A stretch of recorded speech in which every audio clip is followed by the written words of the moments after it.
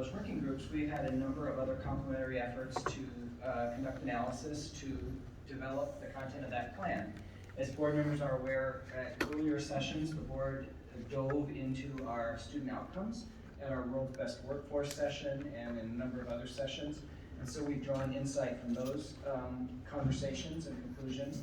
And tonight, we're going to give the board an opportunity to hear data that most of our working groups have also heard that summarizes very important, what we might call perception data, that comes really from three critical parts of our four parts of our stakeholder universe: students and parents and staff members and community members. And this is a mix of data from qualitative and quantitative purposes, and we've had it pulled together by some really talented individuals that I'll introduce in just 1 second. As I do that, I just want to briefly set the stage by saying, in conducting this analysis, we chose to lean into the areas for improvement. And we did not spend a lot of time digging into our areas of strength. Now, there are areas of strength that emerge here, but with limited time in our surveys or in our focus groups, we decided to really focus on the areas that previous analysis and conversations, and including conversations at this board table, had suggested we need to dig into. And so, as we hear this data and as we continue to work with it while we finish the development of the action plan for board consideration starting next month, well, I'm getting ahead of myself, starting in May, I want to highlight the fact that there are many incredible strengths in this district, but we're trying right now to really focus on the areas of growth and improvement. And so let's think about it in that way. The second final point I'd make is whenever we're thinking about perception data, whether it's from focus groups or surveys, which we're going to be hearing about, we do need to keep two things in mind, and I'm sure Nicole and Hannah and Peter will make this point. One, how representative is it? We got some great samples here, but not necessarily fully representative of all the stakeholders that we seek. Doesn't mean it's not really, really relevant, but that we should keep that in mind. And then the second is, what's the context for it? And are there some contextual factors that are influencing the way kids or staff or families may have responded? And just to pick one example from the data that our colleagues from Wilder Research are going to share with us, in one of the findings, they concluded that there were 26% of families who said they might be thinking of changing schools. And that's a pretty striking finding. When you dig a bit more deeply into that, you can find that 4% in the survey said it was likely, 7% said it was very likely, but 15% said unsure, which was included in that larger amount. And in a school district where all of the boundary changes are changing next year, and 4 new schools are opening and 1 school is closing, to have some folks say unsure could be reflective of that changing system. And so there's a lot to dig into here and to take a look at. Final point for me. Whenever you hear data like this, at least if you're like me, there's a pretty immediate desire to say, what are we going to do? What are we going to do? And the thing that I'm excited about in talking with these 3 scholars about their findings, all of these findings in various ways are addressed in the plan that we'll be bringing this forward in May and June. And there has been rich work facilitated by Anna and Nicole from Wilder Research in development of that plan. And so this is not one of those instances in which we get the data and then we have to go figure out how we're going to address it.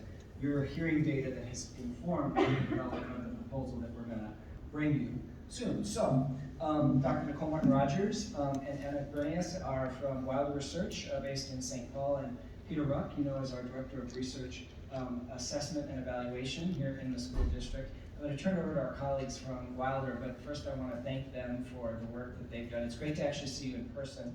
We've been on virtual forever. I also want to thank Denise Moody, who has really ably coordinated that work, who's here as well.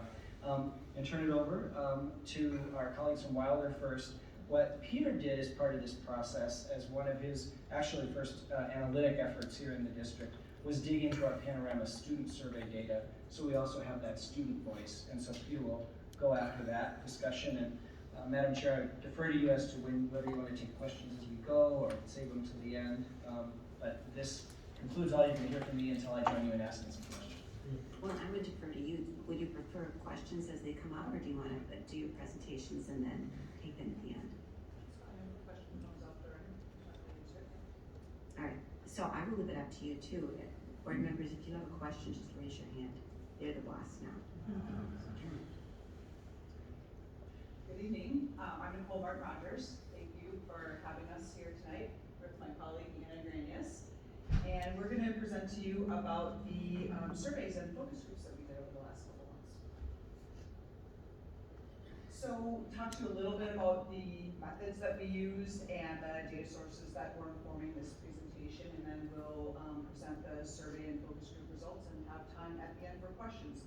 Since many of you have seen these results already, we're kind of presenting it by theme tonight instead of just general results to make sure that the kind of key themes that rose to the top are going to hit home for the board. And before we get into that, I just wanted to point out that Wildwood Research is a nonprofit organization. We're based in St. Paul, and we're not your ordinary strategic planner. So we're not, strategic planning isn't something that we do as a regular matter, of course, without a data component. And so the reason why I think we were brought in here is because this is a really community engaged and data informed strategic planning, and that's where our strength is engaging community members and compiling data and using data to inform decisions and plans. And so that's why we're really excited to have a chance to work on this, because you all were also interested in using data to inform your plans, and that's great to have an opportunity to work in that way. Just also wanted to mention that we have worked a little bit in Rochester with some of the other organizations in the community, including the Public Library and Rochester Community Foundation, and Homestead Public Health, a couple of other organizations, and we're happy to be back again with you all.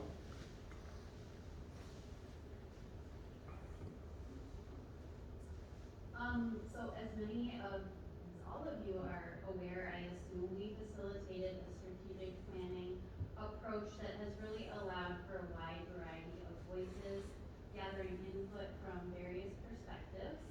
And we've really based the development of the plan off of the work of these committees, who have met a total of 5 times. And these were, as you know, very long meetings where there was a lot of deep thinking, engagement, and discussion.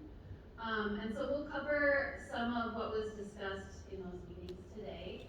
And as we use data to inform many of the initiatives that have been drafted, you may kind of see some of those come to light through our data.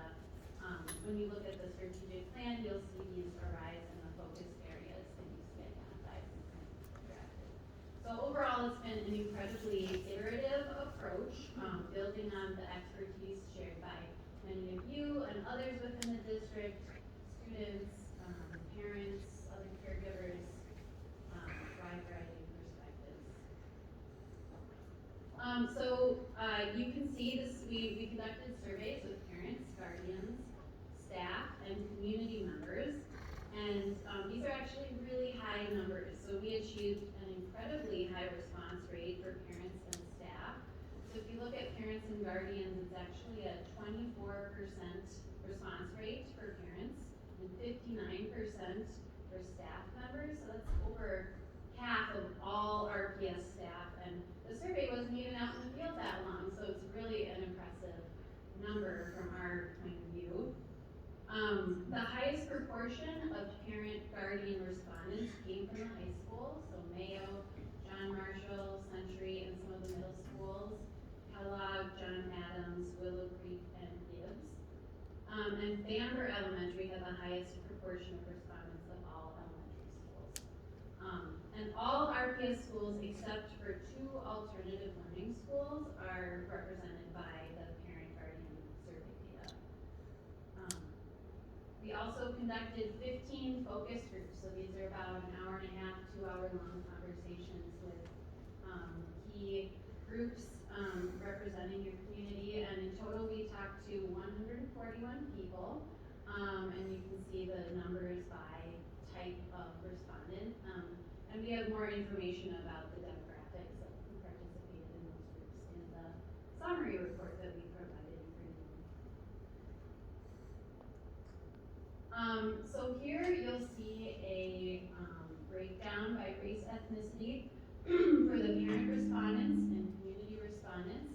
And we also included the breakdown for the student body as well to precisely kind of examine the representativeness of the surveys that we received, and we'll talk about staff next. But I do want to acknowledge that there are always limitations to survey data, and the data we see does represent whatever bias is there depending on who has decided to participate or not. And this could be based on race, ethnicity, or a number of other things. For example, maybe people who have really strong feelings about some hot button issues like COVID protocols or critical race theory might be more likely to respond within the context. People who are more invested in RPS are also probably more likely to respond. And then typically with surveys, women are more likely to respond. There are some of those kinds of things that we see that are just limitations that we have to acknowledge on the front end.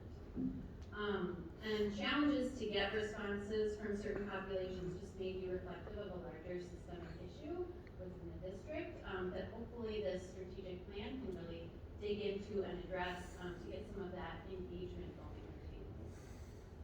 That being said, we got a very large number of respondents and a fairly diverse racial and ethnic representation here. And then the next slide is staff respondents. And similarly with staff, we got a huge number of respondents, really impressed by that.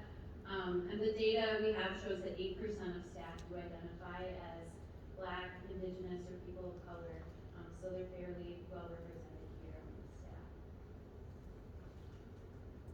And then the superintendent kind of presented this slide to you, and he broke it down just right. So I just thought this was a really interesting and meaningful data point to prompt us to ask, why? What are some of the things that families are unsure about or are making them consider wanting to leave the district, or their school, I should say. That's what we asked. Do they think they're going to change their child's school, not leave the district? So again, 4% said likely, 7% said very likely, and another 15% said they're unsure. Just to clarify, you're talking about 1/4 of the families who responded, Yes, correct? that's Okay, exactly. I don't want anybody leaving here saying 1/4 of the district, our parents in the district are planning on leaving, but it was Right. just with this small group that we surveyed. Yep. Okay. And a further point of clarification, if I may, not leaving the district, but changing their child's Changing school. school, yes, I almost misspoke there, yeah.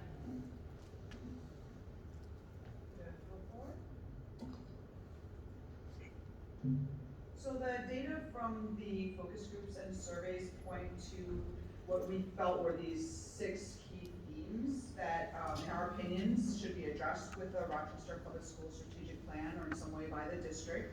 And we'll talk about each one of these themes in turn. And as the superintendent mentioned, it's important to note here that we really were focusing in the questions that we asked these different groups about the issues that should be addressed in the strategic plan. So therefore, that does tend to focus more on gaps and deficits and a little bit less on strengths. But it's mostly just because of the nature of the questions that we're asking that's where we're focusing today. We did learn a lot about the district's strengths through this process as well, and that will also be built on and highlighted in your strategic plan. So the first theme is that students' academic performance is below expectations and also concerns about academic disparities by race and ethnicity. So parents and guardians and community members prioritize students' academic performance being below expectations above any other issue that should be addressed by the Rochester Public Schools Strategic Plan. You can see here that the green cells, or I guess they're showing up as kind of like teal on this slide, are where 30% or more respondents said that this was a key issue. And there are many more issues than this that we asked about in the survey, and you can see the full list of the issues and how they were rated in the report. But these are just the ones that were most commonly selected by the different respondent groups. So that you can see, in addition to student academic performance being below expectations, the other issues prioritized by parents and guardians were that the students' social emotional learning skills, students' mental health, and safety. And on the other hand, staff respondents prioritized staff well-being and staff capacity as the biggest issues that needed to be addressed. Surprisingly to us, aside from this one data point, There were other issues besides academic performance, including school climate and safety, a sense of belonging, that were most commonly prioritized across the range of survey questions and focus groups that we talked about. And so we'll get into those issues and their importance next. So the second theme is that staff and students need to feel belonging and connection.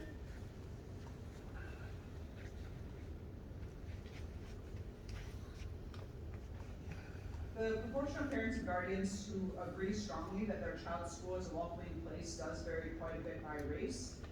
Here we have combined that agree a lot or a little, but it was actually like 3/4 of Asian American parents who strongly agree, compared to 52% of Black parents that strongly agree that their child's school is a welcoming place. So there are some differences by race, ethnicity, although overall most parents do agree that their child's school is welcoming.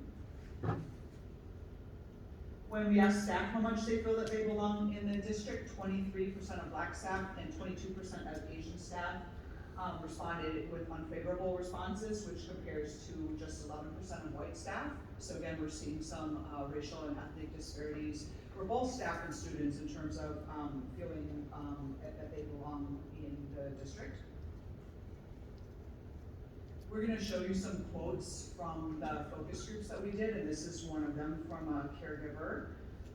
In general, caregivers expressed concern about movement toward larger schools and how that might affect academic and disciplinary outcomes, as well as school climate.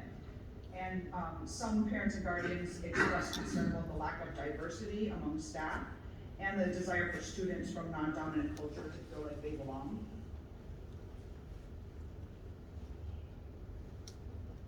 And for students, having a connection to staff was the most important thing with regard to their sense of belonging and connection to the school.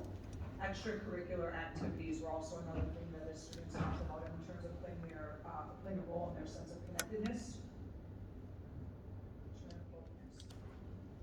You may recall that we showed you a moment ago that issues prioritized by the survey respondent groups in terms of what RPS should focus on, and staff, as you saw, ranked our well-being as their #1 priority of issues to be addressed through the strategic plan. From the student perspective, mental health resources were talked about as being really critical. And ALC students specifically, we spoke with in a focus group, talked about the wealth of resources in this area at their school, and really the value of knowing who to go to for what. And students at other schools expressed feeling that students really aren't aware of the resources that are available to them, and sometimes simple barriers to access can really mess problems, like not being able to get an appointment with a counselor soon enough, simple things like that. So not that the resources aren't available, but they're not aware, students aren't aware. Students also really want privacy in this area, and noted a continued kind of pervasive stigma related to mental illness and help seeking. And they noted not wanting other students or family to know if and when they're accessing mental health resources through their school. Staff expressed concerns about staff capacity and open positions that are not filled, as well as collective efficacy, peer support, and leadership, really wanting more of those things to support their work. And many staff expressed feeling disconnected and overburdened, and we see this quote kind of notes the burnout that a lot of staff are feeling lately. So this is our 4th theme, concerns about safety, discipline, and overall school climate, and it's the 4th one we're talking about tonight, but it just might be the #1 priority in terms of issues that RPS needs to address with your plan, because it came up in so many different ways. Just like all of the other themes, this is interrelated with everything else that's happening, and these themes or the strategic initiatives that are developed to respond to these issues really can't be viewed in a silo or vacuum. So for example, It appears that school climate and these related issues are important factors that contribute largely to enrollment decisions among families. These are really critical things that families are paying attention to and looking at. School climate and discipline issues are also significantly affecting staff well-being and job satisfaction, as you saw in some of the survey data in the report. Discipline disparities and differences in perceptions about how welcoming and safe RPS spaces are by race ethnicity also cannot be ignored. And finally, many committee members rightfully pointed out, our strategic planning committees, pointed out that students who are not feeling safe or welcome really won't be able to effectively participate in that academic learning either. So I'll just show you a bit of data on these topics I just covered here. So note again here that school climate and staff responsiveness are quite a bit more frequently identified by parents and guardians as a top reason to keep their child in their current school. Academics, you can see, is also up there. It's important. 4 out of 10 parents said this is a key piece that keeps their child in their school, but it's not ranked quite as highly as some of these other things, like staff responsiveness and positive school climate. And we showed you the data earlier about 1 out of 4 parents considering changing their child's school within the calendar year. The most common reasons for considering changing schools are bullying, safety concerns, negative school climate, and just other students being disruptive in their child's class. Also related to school climate and culture, caregivers, parents and guardians and RPS staff expressed concern about incidents of violence and behavior issues. And these issues are really perceived to be worse due to some of the staff shortages. Staff feel they need more support to be able to effectively address some of these challenges that they're experiencing. And RPS students' perception of safety was fairly mixed. So from the ALC students, we heard that they felt really safe at their school and they're comfortable there, but they did not so much at their previous school within the district.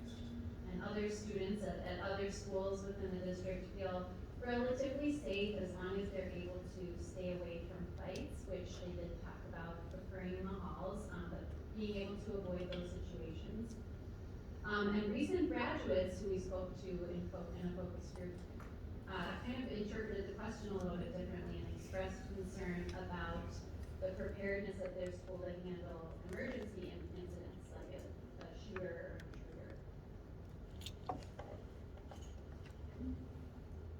Parents and guardians were asked if they feel students of all races and backgrounds are treated fairly when being disciplined at RPS schools.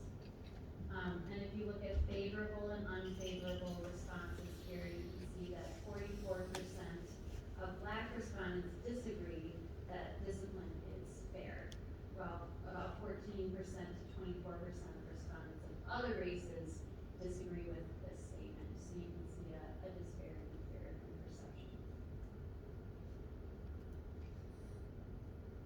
Staff were also asked about how supported they feel in dealing with behavior and discipline issues.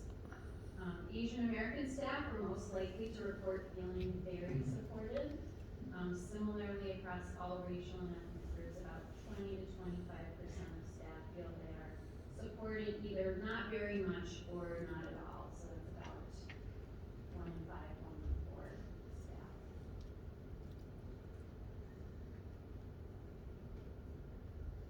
And staff and caregivers, parents and guardians expressed concern about the discipline disparities, especially for students of color and students receiving special ed services. And they both noted training to improve fair handling of discipline issues as a potential suggestion for dealing with this issue. But regardless, staff want more clarity around and improved discipline policies, better data practices, and more training on school discipline approaches, such as restorative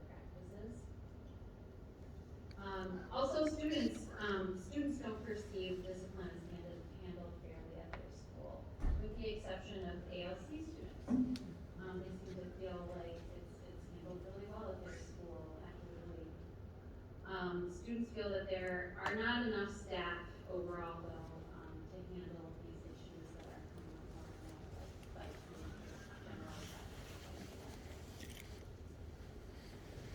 Right, 5, the need for better communication, more information for families and responsiveness. So parents and caregivers really seem hungry for more communication about their child's progress, both academic and behavior. They'd like more information about bullying, more communication about discipline and emergency incidents that happen at their child's school, and just in general, more transparency, not necessarily specifically about their child, but school policies, discipline policies, academic curriculum, grading, school outcomes data, and technology changes or things.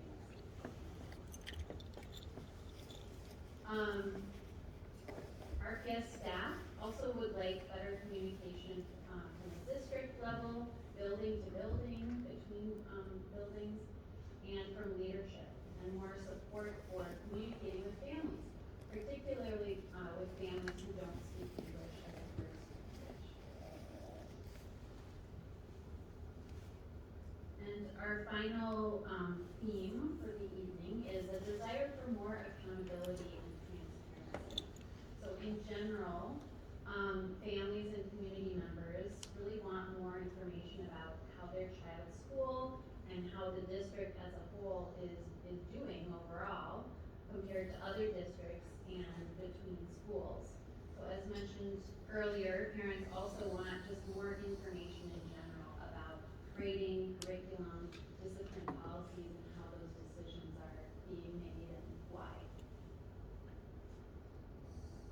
And this final quote just highlights the desire for just more measurement and information about the district that really could be communicated to the community more broadly about how the district and schools and students are doing. So I might have missed a few hands for questions, and I apologize, but that is the end of our presentation, and we would love to hear from you. Any follow-up questions you have? I know it's a lot of information. Appreciate it. I think we're good. And one option, can we get this slide presentation? I think we have all the reports and the data, but it'd be nice to have this just as a guide to where to look for other things if we want to go back. You have it already, so. Oh, do we? Okay. Thank you. Oh, you may have it. The district does. It's a communication thing, right? Could you describe, just for folks that aren't as aware of how, when you're talking about qualitative data, like from a focus group, how you decide something is a finding and not just something that one person said really persuasively and you have a great quote in there? When we see the survey data, we can see the percentages and we know that somebody said it the most often or there was a disparity. But I think as board and community consider, and as I said at the outset, I'm so glad we have qualitative data here. How do you, for instance, when you have those 6 themes, that was part survey, part qualitative, you just say a little bit about your methodology of how we landed on those big conclusions?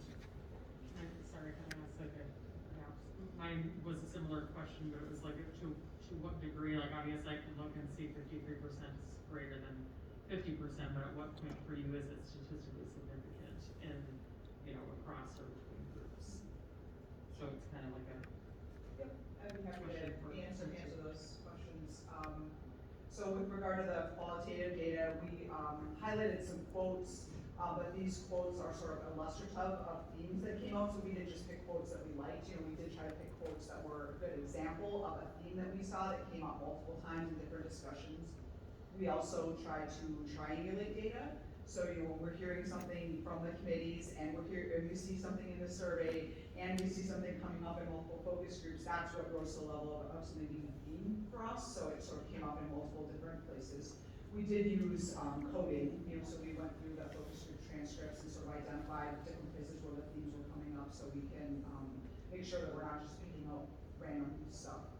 And then to answer your question about the what's significant, So we called out differences in most cases where there was a 10 percentage point difference between groups. We did not do tests of statistical significance because the sample sizes are pretty small for, especially for like the staff, non-white groups, you know, that the ends are so small that it may not reach a point of statistical significance, but still be practically significant because there's a pretty major gap. So we could do statistical significance testing, but that's not what we did. We just looked at like about a 10 percentage point difference, if that makes sense. Coincidentally, I use roughly the same benchmark for my stuff too, so. Okay.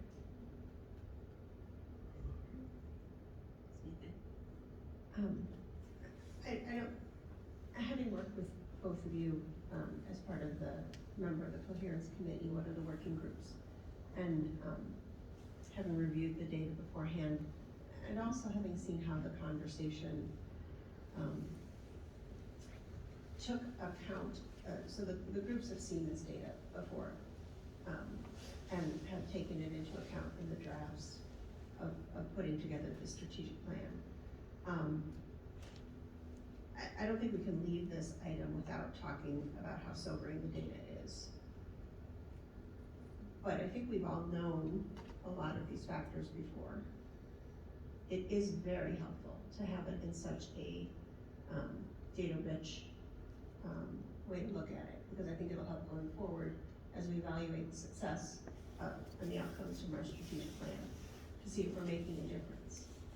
I think the important thing that I don't want us to leave this table without talking about is that having read all of these survey results and focus group results and seeing the draft of the plan, it's going to be in the plan, addressing these sobering results. And it is the first time since I have been a parent advocate and been on the board that not only do we know the challenges we face, but we have on our version of plan going forward to address them. So these results weigh heavily on me, but I am somewhat heartened that our next conversation that we have is going to be about our plan going forward. Well, and as I was looking over, especially the anecdotal information provided, it was interesting for me to see what some people are perceiving. You know, there were some comments, for instance, about the district just isn't transparent. And I'm thinking, my gosh, everything that our kids do, lesson plans, everything, it's right there online. Parents have never had access to as much information about our schools, as buildings, to individual classrooms as they have right now. But they may not know how to access it, and at that point, their perception becomes their reality. So that was really an important message for us, is that if we're thinking, we're an open book, and if we have it, you know about it. But if that's not the perception, then we have to do better. Then also, as it may relate to perception, the area of, there's a incident of disruption or response of police to a school, and the parents are simply made aware that there was a response, but no students or staff were in danger or harmed. To me, that would suggest that may also be that desire to quest for more information, but maybe for us it's communicating the why behind the limitation of information that we provide. To suggest that there's a lack of transparency would, in my mind, convey that there's a belief that we're withholding information, and the examples which were provided, I think, could be addressed if we simply openly communicated our policies, our limitations, what the statutes allow us to share or not, and then maybe that perception of withholding information would no longer be. That'd be there. Thank you. I would actually add to, and another perhaps addition to that is an assurance that as soon as we can share more, we will.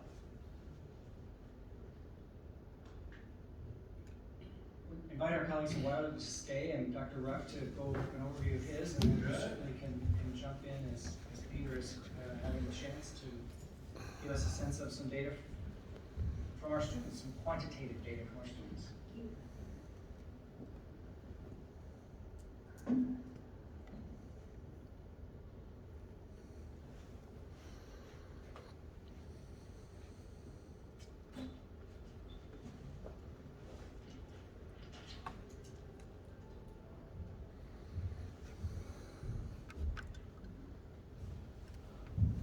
All right. So I have a little bit of a different task versus my colleagues in Wilder this evening, and that's to give you an overview of the quantitative student data that we collect through the ongoing Panorama surveys. So this evening I will be going a little bit over an overview of what Panorama is, what it collects, what the topics are, and then some general results from sort of a higher level. The detailed responses, the detailed data are in your written report that's part of your board packet, so there's additional details there.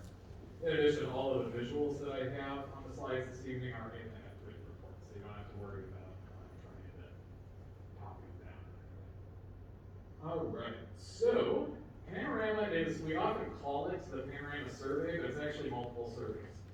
It's a series of surveys on a variety of topics. And it also does go to our instructional staff, all of our other employees as well. There's an employee component. I will only briefly touch on those tonight, but there's a lot of data in the employee surveys. What I will say is the employee data largely complement everything that our folks from Wilder have said this evening. You'll find pretty similar themes in the quantitative data. But the 4 basic analysis categories are elementary school students, grades 3 to 5, secondary school students, and our employees. They can be disaggregated by a variety of characteristics, demographic factors, and so on, and which you'll see in some of the results coming up.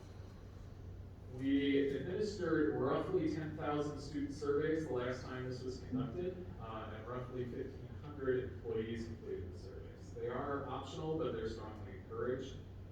The administration practices do vary a little bit from site to site, so there is some site variation in response rates, but overall it's very representative. When you consider that well over half of our employees and our students respond to the surveys, those are astronomical response rates. It's completed semi-annually, and for the most part, we do have historical data going back to 2019, not for all of the surveys, but we do have some trend data that you'll see tonight. The topics on our Panorama survey cover a lot of topics, and some of it's even pretty disjointed, but it covers a lot of the same items that you heard about this evening already, including school climate, staff and student perceptions of sufficient supports and social emotional learning outcomes, school safety, student perceptions of expectations, and finally 2 large equity and inclusion components. So results this evening for the Panorama student survey are broken into 4 groups. The first one is one that I call rules and behavior. The broad organizing question is something along the lines of how do students view the behavior of others impacting their learning? How do they view the implementation of rules in their school? And do they view these items differently? So what you'll see here is the percent of students reporting that rules are fair at their school by race or ethnicity. As my colleagues from Wilder spoke about earlier this evening, there's a perception among parents that rules are not necessarily fairly implemented at the schools. It's disproportionate by race and ethnicity. Those same things are borne out in our student results as well. And you can see that that disproportionate impact is consistent across age groups as well, primary and secondary students. The other thing that I thought was particularly interesting about this perception of fairness is it starts early and it endures. So the percent of students who believe rules are fairly implemented is only 3/4 in 3rd grade, and it's still right around 70% by the time you get to 12th grade. So the takeaway here is these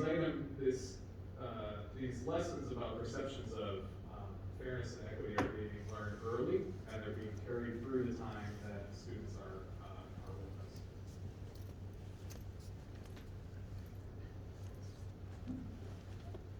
So earlier this evening, one of the items that our Wilder folks hit on was school climate and perceptions of school climate. Part of what's interesting about our student data is our students don't necessarily agree that things got a whole lot worse in the school climate over the last 2 years, despite what the public discourse is.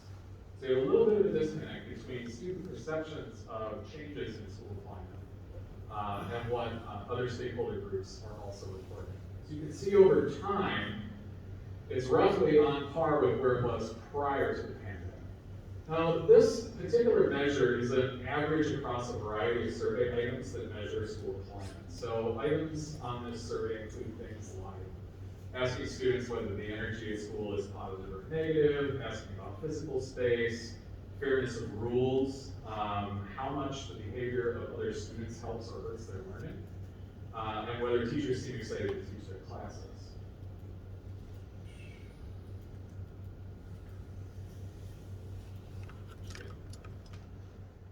So moving on to our second big group, expectations and health. How rigorous do students believe their teachers' expectations are of them, and how much encouragement and support do they receive? So on this figure, you'll see that it's a percent of students who are confident that if they ask for help, help will be sought. Only 57% of students said they were comfortable asking for help from adults at their school in the first place. And about 2/3 believe that they would receive the help they needed if they asked. It is concerning, but it's also very actionable, because there's a lot of research out there about creating an environment in which students feel more comfortable to engage with some of these things, whether it's developmental relationships early on, or there's all sorts of different research out there about it. So it's actually a pretty actionable piece of information that this tells us. There's also a noticeable drop, and if you look at the Panorama data in their dashboard system, between primary and secondary school. So something happens, and obviously there are significant structural differences between primary and secondary school. Like, there's a lot of different factors that could explain it, but there is certainly a decrease in students' comfort and belief that they'll receive help when they make the transition to secondary school. So there's probably a need for some qualitative data follow-up in that area to get some of what's really the causal mechanism. Did students believe that their teachers' expectations of them changed over the last 3 years? Once again, you can see there may actually have been a bit of an increase during the pandemic, but no real change among what our students are telling us. They're telling us their teachers have roughly the same expectations that they had before. That's their perception.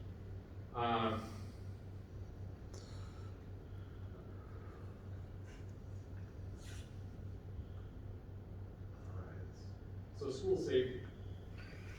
I apologize for the small print on that. So how physically and psychologically safe do students report feeling in their schools? So once again, this is another one where it's an average. It's all the students who responded positively across these survey questions, and then they averaged it out. So this is items such as frequency of people being disrespectful in school, frequency of physical fights, the likeliness of a student being bullied, worrying about witnessing violence at school, which hits on part of what Anna was speaking about a little bit earlier. And then difficulty in bullying victims obtaining help and the fairness of treatment from adults. Now you'll notice if we're using that 10-point threshold, and I should explain, absent statistical testing and education research, the 10-point threshold is pretty common for evaluating DI. It's one of many methods. Because there's always some variation. It's a question of whether the variation is systematic and too much, right?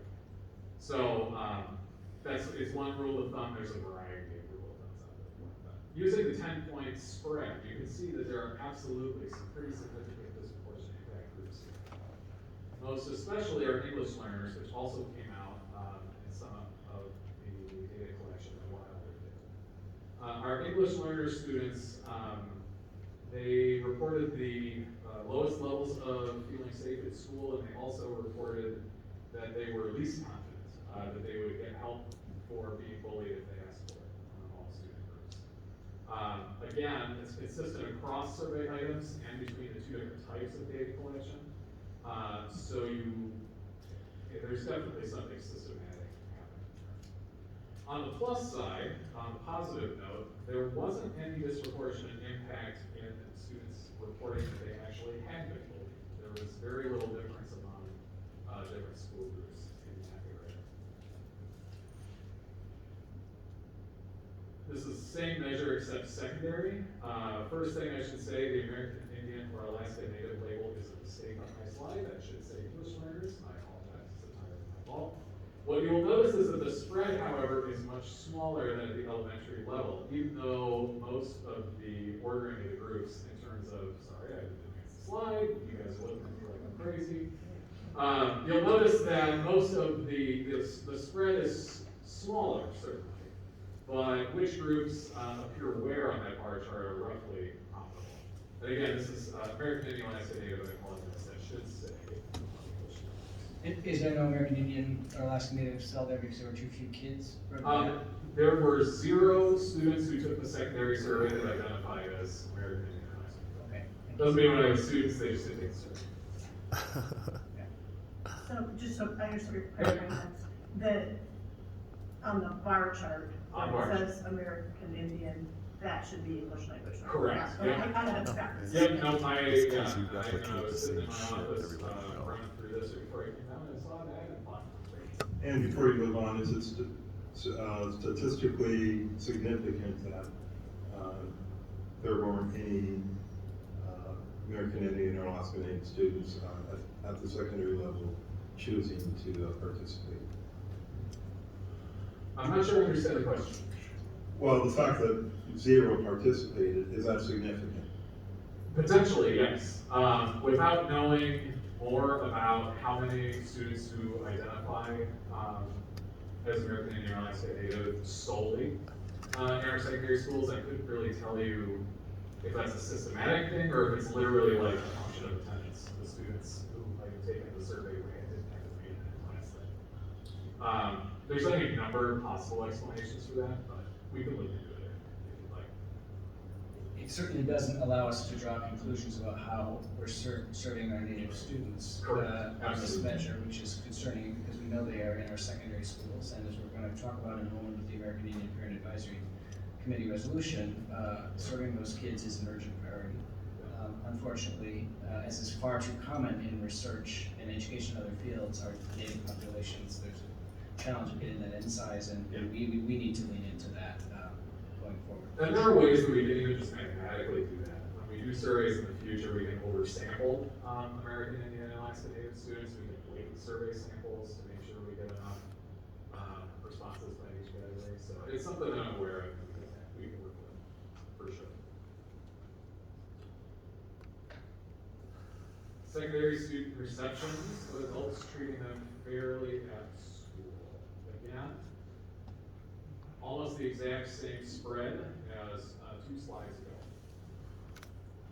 on school safety. So on the left, and this is, I'm not expecting that anyone could read what's on the left side of the screen. This is just to give you a graphical representation of what the Panorama report that we get from Panorama looks like. So this final section that I'll go through is our equity and inclusion data. What this panel is showing you on the left is that in Panorama's data, our diversity and inclusion average fell in the 80th percentile nationally. However, as with so many things with research, there are certain items within each of these surveys that are vastly different in terms of how students are responding. So how do students perceive and experience race, racism, equity, and fairness in their schools? What goes into that average? So there's a lot of different items there, but mostly the idea is students actually meaningfully and positively interacting with students who are different from themselves. If you really had to narrow it down. Spending time with diverse groups of students, having classes with students who look different than you, diverse groups of students who hang out, close friendships, and then are students and adults treating students differently based on race or ethnicity. So we'll get into all of that. Only secondary students get these survey items. Primary students are not asked these questions. While it's probably too early for me to comment on any causal relationship, there are 2 general items that I think affect some of our data in this area that are more national trends. The first one is that districts with rapidly changing demographics often experience many of the same types of issues that we explore today, and that's been happening in Rochester as well. It's also worth keeping in mind as we're talking about students from different backgrounds interacting with each other, and you're thinking about where we fall nationally, that schools today are more segregated than they were before Brown versus Board of Education. Desegregation peaked in the 80s and they moved back the other way. So that's why these items are passed on a nationwide survey across the country, because even in a school that's quote unquote diverse, if everybody's operating in their own pockets and their own silos, how will that be equal? So that's why these questions are so important. All right. So perceptions matter. Students reporting that an adult has treated them differently at their school because of their race. And this is specifically race. This question did not allow for anything else, it was just race.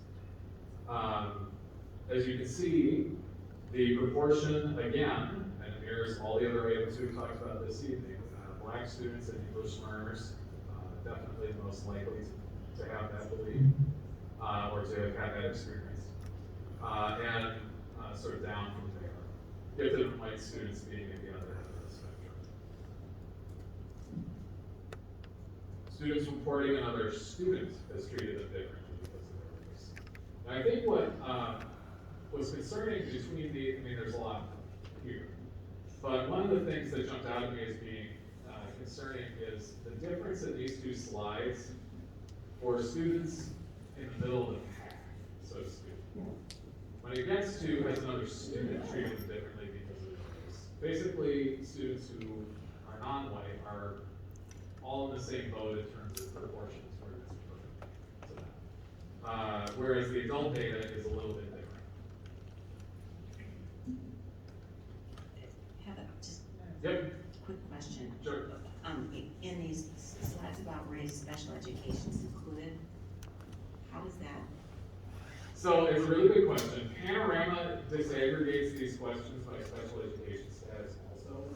And so what they're asking is, basically what it's saying is if you're a special education student and you're a student of color, does that make sense? Okay, yeah. Yeah. Thank you. That's a good question. The labeling is probably be clear.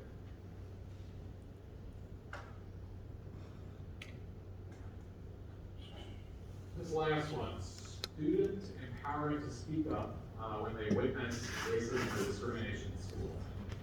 This is one of the few places where I can reference our staff findings. So these actually interestingly mirror the teachers' results, right? So teachers told us on the Panorama survey, and they told Wilder, that they wanted more in their toolbox to address these issues and to have these conversations when they come up, and to have that be something that they can do comfortably and sort of smoothly in the classroom. Same thing for students. Students want the same thing. They want to be able to speak about these issues when they come up, have constructive conversations, and so on. So it's another actionable possibility there, in that we can have parallel strategies for both students and staff as we think about how to improve the climate where we be able to discuss these issues. And with that, I think my only summary, I have 3 summary points quickly. So the persistently low results among our English language learners were one of the English learners, one of the most surprising standout points for me as I went through this, is how consistently that group showed up in the results as being most severely disproportionately impacted. I also think that there's a lot of opportunities for parallel strategies, whether it comes from behavior, right? We're talking about behavior items for students, but also how can we better equip our teachers to address those behaviors, right? If students are telling us that the climate isn't their biggest concern, then how can we help both stakeholder groups work together to improve that climate so that everybody is operating that? Another possibility to keep in mind as we move forward with the strategic plan. That's all I have. Questions? Oh, just one regarding actionable possibilities. Not so much a result of Panorama, but as we move forward, do you envision Do you envision being empowered to recommend, identify, suggest actionable possibilities that we can hopefully approve? Secondly, directly related, will you be providing input regarding the strategic plan and incorporating those actionable possibilities into that? So the answer to the second one is yes, that's already occurred. I've been on one of the subcommittees. Denise Moody invited me to be on the Outcomes and Measures Committee. So I've been able to have some contributions there. Remind me the first question again, I apologize. Moving forward. Oh, yes, yes. To say that I feel empowered is an understatement. I have fantastically supportive colleagues and a really good group of folks that I work with who are very open to ideas. It's an idea incubator of the third floor sometimes. It's a good thing. So yes, I absolutely feel empowered. So we can expect some great stuff. Thank you. And I just want to comment, thank you. The data's been extremely important, and I got the word from Dr. McCall earlier. The analysis is so much more thorough than we've had before. You know, not only your comments about it, but the action planning and the ideas that you have. I think that's missing, and I'm glad to hear it. So thank you. I would second that too. I think it was one thing to hear it from people, especially the three of us were campaigning not too long ago, but to be able to see numbers. And I still recognize that even though we got great results, and a number of those categories was fantastic, it's still not representative of everyone. And so those people, I think for me, an actionable item is, for the people who are consistently not represented in the survey data, how are we going to make sure that their voices are heard? I completely agree. The quantitative data tend to be really good for theory testing, and qualitative data tend to be really good for theory formulation. So if we're going to go out, especially in education research, so if we're going to go out and figure out why that's occurring, it's a qualitative project to come up with a theory that we can then kind of theory that actually exists. So yeah, absolutely, that's fine. I think that will be helpful, because I know that there are a few of us on the board sometimes who hear from a group of people who don't want to formalize their responses to something like this. And so then, of course, we're just carrying around all of this anecdotal data. You know, how many other people in those same categories are feeling the same way. And I recognize that we may not be able to sort of get into the nitty gritty of some of these numbers, because to be in multiple categories, like gifted and a Black student, right? Like, we'll probably be able to figure out who those kids are. And if they're pulling in either direction numbers in another category, I think that that's also interesting to note. Absolutely. So, and what is their experience? Because I think that that's very important to know as well. But again, echoing Director McLaughlin, thank you both groups for being here, because I think both sets of data we've been hearing for a long time, and now we can say these are at least numbers at a launching pad that we can start doing some of this actionable work. So thank you. Nathan. And to build on those thoughts, I think the more our community can see this kind of data presented and discussed publicly, perhaps when the opportunity comes to complete a survey or to participate in the Panorama data collection at a school, when they start seeing that we are using the data to help our decision making and to monitor our progress, hopefully it will encourage more people to participate and add their voice. Thank you so much to all three of you. This is really valuable, and the good news is, as you continue to say, we're using this to make really important changes, and we're doing it right now. So thank you. It's been really valuable. We will move on then to, again, a fan favorite, policy recommendations, 8.02, policy committee. And then we'll put the time up and I should do that for the reason. Okay.